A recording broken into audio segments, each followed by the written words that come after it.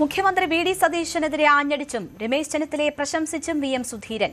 വീര്യം കുറഞ്ഞ മദ്യത്തിന്റെ നികുതിയിലും കരിമണൽ ഖനനത്തിലുമാണ് സതീശനെതിരെ സുധീരന്റെ രൂക്ഷമായ വിമർശനം.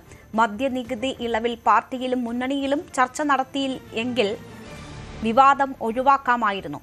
ഓരോ തീരുമാനത്തിനും സുതാര്യത വേണം. പിൻവാതിൽ നടപടികൾ ഒഴിവാക്കണമായിരുന്നുവെന്നും വി.എം. സുധീരൻ പറഞ്ഞു. LDF കൊണ്ടുവന്ന കാലത്ത് ശക്തമായി അതിനെ വിമർശിച്ച ആളാണ് അന്നത്തെ പ്രതിപക്ഷ നേതാവായിട്ടുള്ള നമ്മുടെ ഇപ്പോഴത്തെ മുഖ്യമന്ത്രി. അന്ന് വിമർശിച്ച കാര്യങ്ങൾ ഉൾക്കൊണ്ടുകൊണ്ട് തന്നെ ഈ കാര്യത്തിൽ ശക്തമായ നടപടി ഗവൺമെൻറ്റാണ് സ്വീകരിക്കേണ്ടത്. അല്ലാണ്ട് ഇടതുപക്ഷം ഈ കാര്യത്തിൽ എന്തെങ്കിലും ആത്മാർത്ഥമായി ചെയ്യും എന്ന് കരുതുന്ന സാഹചര്യം അവരൊരിക്കലും ഉണ്ടാക്കിയിട്ടില്ല. മറിച്ച് UDFിൻ്റെ പ്രഖ്യാപിത നയമാണിത്. ആ നയത്തിനനുസരിച്ച് കാര്യങ്ങൾ മുന്നോട്ട് നീക്കുകയും മതിയാകും എന്ന കാര്യത്തിൽ യാതൊരു സംശയമില്ല. ഈ തീരുമാനം പിൻവലിച്ചിട്ട് ചെയ്യുന്നതായിരുന്നു ഏറ്റവും ഉചിതം.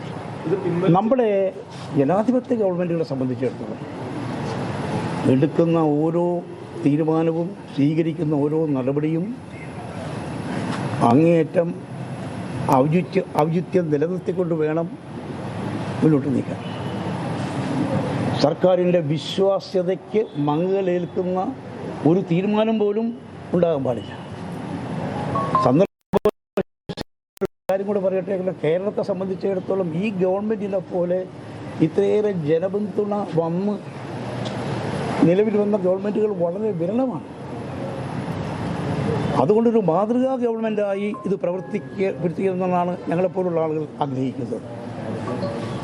അതുകൊണ്ട് ഓരോ തീരുമാനം സുതാര്യത നിലനിർത്തി നേരെ ചൊവ്വേ കാര്യങ്ങൾ ജനങ്ങൾ തുറന്നു പറഞ്ഞ് ഒരു കാരണവശാലും പിൻവാതിൽ നടപടികളില്ലാതെ ഈ കാര്യങ്ങൾക്ക് മുന്നോട്ട് നീക്കേണ്ടിയിരുന്നു. അതാണ് ഏറ്റവും ഉചിതമായിട്ടുള്ളത്.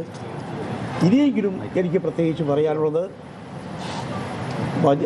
ഫിനാൻസ് ബില്ല് അവതരിപ്പിക്കുന്ന ഘട്ടത്തിൽ ഇത് ഒഴിവാക്കിക്കൊണ്ട് നടപടി സ്വീകരിച്ച് സഭയിൽ അവതരിപ്പിച്ചുകൊണ്ട് മുന്നോട്ട് നീങ്ങുകയാണ് ഏറ്റവും ഉചിതം. ഇനി അതിന് വൈകരുത് എന്നാണ് എൻ്റെ വിനീതമായ അഭിപ്രായം. കരിമണൽ ഖനനത്തിൽ സ്വകാര്യവൽക്കരണമില്ലെന്ന് പറയുമ്പോഴും അനിശ്ചിതത്വം ഒഴിവാക്കണം എന്നതും വി.എം. സുധീരൻ ആവശ്യപ്പെടുന്നുണ്ട്. വിവരങ്ങളുമായി കിരൺ ബാബു ചേരുന്നു. കിരൺ, കോൺഗ്രസിൽ എന്നും തിരുത്തൽ ശബ്ദമാണ് വി.എം. സുധീരന്റേത്. ഇന്നലെ ബജറ്റിന്റെ ചർച്ചയുടെ മറുപടിയിൽ വി.ഡി. സതീശൻ എല്ലാ കാര്യങ്ങളും വിശദീകരിച്ചതിന് ശേഷവും അദ്ദേഹം ഇത് തിരുത്തുകയാണ് വേണ്ടത് എന്ന അഭിപ്രായം പറയുന്നു. അതിന്റെ പ്രസക്തി എത്രമാത്രമാണ്?